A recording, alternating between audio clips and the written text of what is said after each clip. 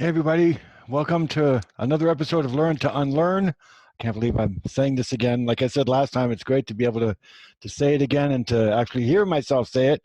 Welcome to the unlearning of history, as it were. Today on the program, first a general description of a very important piece of history, a huge piece of the puzzle of our dis-ease.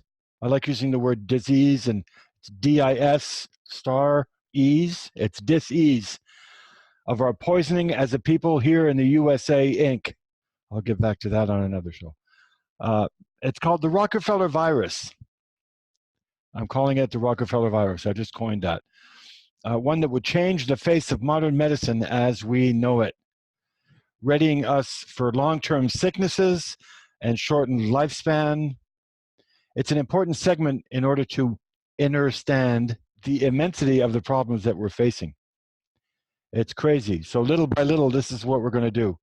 So we're going to start with talking about the Rockefellers for a bit. Yeah, I just want to throw this out that a lot of my healing has to do with sitting down and relaxing and not moving. And I had to, what's the word? I had to find the discipline to be able to sit down for a long period of time. Hours at a time, days at a time, weeks at a time, getting up when you absolutely have to. To get a coffee, or to go to the bathroom or something. So as I was sitting here, I did a lot of research. I was able to do a lot of stuff. So for this episode, I really wanted to talk about the Rockefellers. And there's one video people absolutely have to see.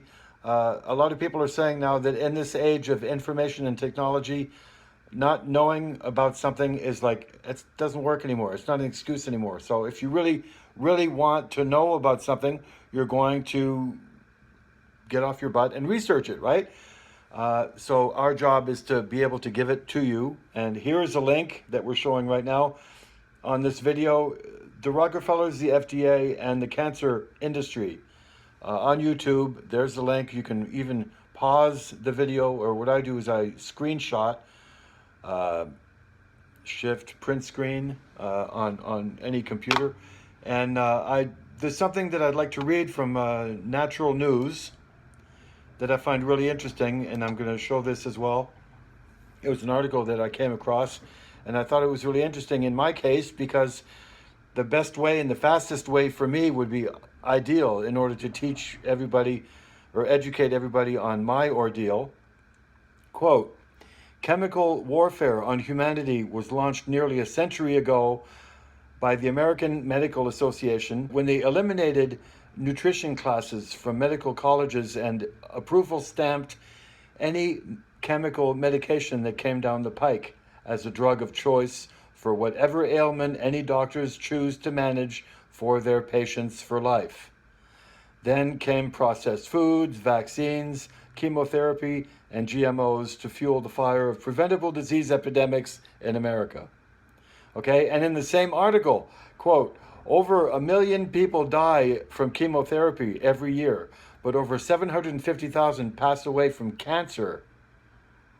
What's wrong with this picture? Okay, and this is what developed into this series that I'm going to do, and it's going to be a little bit at a time every week. Some of it's going to be on my updates and how I'm doing, and some of it's going to be on history, and some of it's going to be on what's coming up. Because once you see what happened, you can see pretty well what's coming down the pike, as they said so well. So this is one of those times when I really wanted to do parts of my show, and I wanted to sit down in my lazy boy. So it should be interesting because sometimes you might see me here, and I'm just lining up the things that are important from my show and what people want to see. And I keep saying, and I'm going to keep saying it, what would I want to see if I was watching this show? What would I want to see? What would I want to hear people talk about? So, yeah. Well, here's one thing that's important for this show. How about the fact that we live in this society that's programmed this way? People are fed by the food industry, which pays no attention to health. And we're treated by the health industry, which pays no attention to food. And there's a very good reason for that. Today on this show, I'd like to do a flyover of the following. Okay, I wrote down 3 important points: priorities, intent, intention, and motivation, motive. Why are so many people so sad? We're living in a fake environment with fake food, fake news, and fake people, and it's slowly poisoning our souls. Let's give an example of that. Okay, like the elders, older people. What do? First thing we do, throw them into old folks' homes, and what are they called? Nursing homes, you know? Whereas before, as this picture hints at us, they were the center of knowledge for the tribe. The elders, everyone wanted to go to them for help, for assistance, for wisdom. And the settlers knew this. So now they're attempting to destroy this link between the natural world and us and natural healing. Everything's backwards. Everything is on its head. You hear that in movies today. Graham Greene in the movie Clear Cut, that's what he says. Everything is broken. Everything is busted. And he's right. Okay, look at this, another truth bomb. I don't even want to go through it. Just look at it. Put the video on pause. We don't have to go through it. I just want you to see it. You know, these are what our priorities are. You know, dinner date, going out on a date, out on the date, drinking, iPhone, Gucci belt, 6 hours of watching Netflix. It's all, I've seen this firsthand, okay? People don't even think about their health. They just want to keep repeating how they feel. And, you know, I'm sick. I don't feel good. And I call that affirming. I call that affirming sickness, or affirming health. And there's a big difference. And I remember people in my life, people that said all the time, I'm sick, I don't feel good. They have the drapes drawn at 4 o'clock in the afternoon. They're in their nightgown. I'm sick, I must have caught something. These people are catching diseases I've never even heard of before. So it's in your way of thinking. It's in your thinking pattern. It's what your body is hearing you say. It's that simple. And I got to tell you a story real quick about the 6-year-old. It's a beautiful story about a little girl who ends up underneath the blanket, where she's, you know, trying to hide from everybody. And that's the end of the story. She's underneath the blanket talking to herself. This little 6-year-old girl has a problem because she has a cut in her eye that turned into a bulge. And it turned out to be a benignant bulge right in her eye, and it got bigger and bigger and bigger to the point where it would just probably make her blind. And the doctor said, we can't do anything. It's too close to the eye and it's too dangerous. And the parents wouldn't believe that. So they went to different doctors, and different doctors told them the same thing. Finally, they went to a spiritual advisor, and he said, can I talk to you guys privately, where, you know, the little girl isn't listening? And they went into this room, and they didn't know that the little girl was there listening too. I don't know how that happened, but it's a good story. The doctor tells the parents, you know, tell the little girl, tell your daughter to talk to this growth. Tell her to tell the growth that it's not wanted anymore, that it shouldn't be here, that it's not wanted, that, you know, it has to go away, and that's end of story. So for the next 7 months, what happened was the girl would disappear, and the parents didn't know where she was, and there was always a light coming from the bottom of the door in her bedroom. Finally, on the 7th night, the dad kind of opens the door and creeps in, and he sees her underneath the blanket talking to herself with a flashlight pointed to herself, and she's talking to this boo-boo, she calls it, and she says, you're not welcome here. You have to go. You're not welcome anymore. You have to leave. This is unpleasant. This is going to hurt me. You're hurting me. And anything she could think of to be positive, to tell herself and to tell this boo-boo to go away. Within 2 weeks, it was gone. You know how they say when the student's ready, the teacher will appear, and other beautiful Zen proverbs? Well, this is kind of what happened to me. Every single time, even if it's through Facebook, especially through Facebook recently, in the last few years, but something will appear. You know, you're thinking of something or you're wanting to do something and whoop, it appears in front of you somehow. I know government's doing that because they're watching us and they're listening to us, and they want us to know that they know where we went last on Facebook or on Google, and they come up with little ads. That's not really what I mean, but you're always led to something that you're looking for. So it's something that I've been watching in my growth, and since I'm at level 3 Reiki. And that's something else. Talk about priority. Talk about motivation, okay? I signed up for the Reiki class. And I go there, and we're supposed to meet everybody that's in the class. And everybody's talking to everybody, and there are different tables, and it's really nice. And there's some sage going around, and, you know, it's pretty impressive stuff. But these people are talking a whole different ballgame than I am. Let's see, you know, what kind of table did you get? How many clients do you have? What oils are you using? You know, what perfumes, what candles, blah, blah, blah. They came up to me. No, I don't have clients. No, I don't have a table. I don't even have anything like that. What I'm doing Reiki for is for me. I have to heal myself, because if I'm not healed, it's very dangerous. You don't play around with stuff like that with healing. If you're hiding something and you're sick, spiritually or physically or whatever, and you start trying to say that you're healing people, it's a very dangerous, like Dr. Roland Christian would say, it's a very slippery slope. So because I know my motivation personally, because I know where my heart and where my head is at, and that was the longest journey I ever had to take. Like the natives say, the longest journey that any man is ever going to have to take is the 18 inches between his head and his heart. My heart's off camera, so I don't want to point to my throat, but you know what I mean. So it's all about, it was all about meditation for me, and learning about myself from the inside out, throwing away the stuff that's unpleasant, that you don't like about yourself. Just like a handkerchief, you blow your nose and then you throw it away forever. And you heal from the inside out, and you realize that you're not such a bad guy after all when you look at yourself in the mirror. Thank you. You're very important as an individual. This is all part of healing. Yes, this is all part of my video series of healing with cannabis, because it's one of the most important factors that help me in my healing. It's not about big pharma. It's not about anything out of my reach. It's about everything that's involved with healing inside me that I have access to every day, if I choose to. It's that stupid. If you choose to. This is kind of cool. I'm not sure if anybody remembers William Bill Cooper, author of the book called Behold a Pale Horse. This is all relevant. It's absolutely amazing.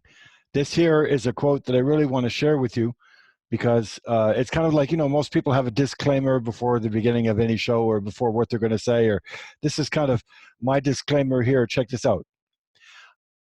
I do not advise you what you should believe or not believe, but I do advise you that we all need to learn as much as we can about everything we can, because one thing I have learned in my life is that most of what we have ever been taught has been a lie. Ain't that the truth? It's about learning to unlearn. Literally, you have to sit there and you have to be able to get out of the box, be able to take everything you know, put it in a little container or something like this, or, you know, some kind of container that you like, and put it aside. That way you empty your cup. You know, like the natives say in the movie Avatar, which is another priceless movie to go see for native teachings and teachings that we're going to be going back to. It's all about emptying your cup so you can assimilate, because you can't do anything with a full cup. If you're full of yourself, that's the way it goes. So this is all about the painful and dark metamorphosis, you know, the caterpillar turning into the butterfly for the first time. It's horrible. They had to be submitted to black, to something they've never felt before, ripping their insides apart. We have no idea what the pain is. It's sacrifice. It's you know, it's only for certain people who want to go there. And another glimpse into my life is this other little thing I'd like to share with you. It's about learning how to think in a different language. It's learning how to speak in a different language. Learning to unlearn, in my case, is about getting back to nature. It's about listening to how the elders and the Native Americans talk. They lived in cooperation and in, I hate to use the word communion, but most people understand it better, with Mother Earth for tens of thousands of years, because they thanked Mother Earth for everything that they received. They treated Mother Earth just like one of their own, which is what we should be doing in the first place. We should be thanking her. We need to have the courage to think out of the box and to act out of the box. My bumper sticker, hello. I saw that and I just jumped at it. It was $1.75 and I had to have it. I'm already against the next war. This is how we have to be. We have to learn about ourselves after we've unlearned everything and we're in the process of learning who we are and discovering who we are. And we have to kind of embrace what we're good at, what we do best, and shine. And once we start to do that, which is where I'm at right now, because I'm nowhere near the wisdom that I need, but it's about telling people what's going on. It's about sharing what we know. It's about advancing together towards a common agenda. Brothers and sisters, all my relations. Mset Nogama. You know, just like I'm showing with that image of the eye, that terrified eye looking out. I call that the eye of the empath, because that's what it reminds me of. It's me looking out into the world and being absolutely terrified, horrified about what I see. How can, you know, humans treat other humans this way? How can we be this way towards one another? How could an entity want to poison another entity? How could an entity think it's higher up the ladder or, you know, better than another entity? Anyway, this is like, you know, welcome to my world. These are the things that we're going to be talking about in this series. And yes, I'd like to give you a glimpse of what this show is going to be about. And I have my notes here, so don't mind me if I look away. But it's very important because these are things that I want to talk about. Talk about history, learn to unlearn. What does that mean for me? Being lied to all our lives, conditioning, TV, radio, movies, marijuana prohibition, Rockefeller petrochemicals, prohibition, FDA raids for B17 and Laetrile and apricot seeds, big pharma, chemo, radiation, and my story, which is coming up. When we talk about feelings, this is something else that we're going to attack. Anger, the knowledge of the agenda. Sadness, because there's so many other people that have so much worse than I do. You know, we're feeling helpless because we're not in charge. Taking every day, one day at a time, 1 minute at a time in my case. Gratitude for each day. You know, I'm going to introduce you to Tecumseh, the Shawnee, and his message. And the most important thing of all, what can I do? You know, letting people in on me and my secrets. And you know what? The people that aren't getting it, maybe they're not supposed to. You ever thought of that? You know, you're talking to somebody and they're looking at you like you're talking another language. Like, what the hell are you doing? You know, what are you talking about? Maybe those people are just not supposed to get it. I think that's how spirit protects itself, by the way, so that things that really mean a lot to somebody else, they don't get clobbered or, you know, prostituted or abused in any other way. So that's a whole other episode. But these are the types of things we're going to cover. And I thank you for listening from the bottom of my heart, and we're going to keep rocking, and it's all going to make sense. We're going to be flying around. No, this is not going to be like, you know, your typical script from A to B and back. This is going to be all over the place. So it's going to be fun. We can take notes together. Thank you so much for listening. We'll see you next week.